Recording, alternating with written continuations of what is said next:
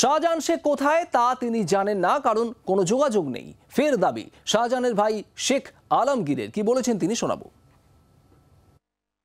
রাজ্য পুলিশের ডিজি যেভাবে বললেন যে আইন হাতে তুলেছেন, তাদের বিরুদ্ধে কঠোর ব্যবস্থা নেওয়া হবে, আপনার কি মনে হয় তারপরেও দল আপনাদের পাশে আছে? দেখুন, আমি তো আগের দিন সাংবাদিক সম্মেলন দেখছিলাম আপনারা বিভিন্ন চ্যানেলের মাধ্যমে, যেটা তাতে আমি মনে করি দল পাশে আছে এখনো।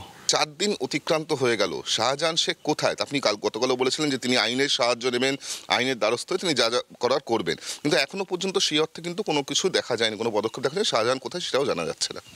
আমার কাছে কোথায় আছে সেইভাবে কোনো তথ্য আমার কাছে নেই, কারণ আমার যেভাবে প্রচুর মানুষ, মিডিয়া থেকে শুরু করে রাস্তার সামনে পুলিশ যেভাবে ভিড় করছে, একের পর এক একটা পরিবেশ তৈরি হচ্ছে, সেই ক্ষেত্রে আমার বাড়িতে দুটো ছোট বাচ্চা আছে, আমার ওয়াইফ থাকে, তারা রীতিমতো এই বিষয়গুলো নিয়ে খুবই ভীতস্ত, এবং আমার বাচ্চারা অলরেডি তাদের স্কুল যাওয়া বন্ধ করে দিয়েছে, তারা ভয় পাচ্ছে বাইরে যেতে।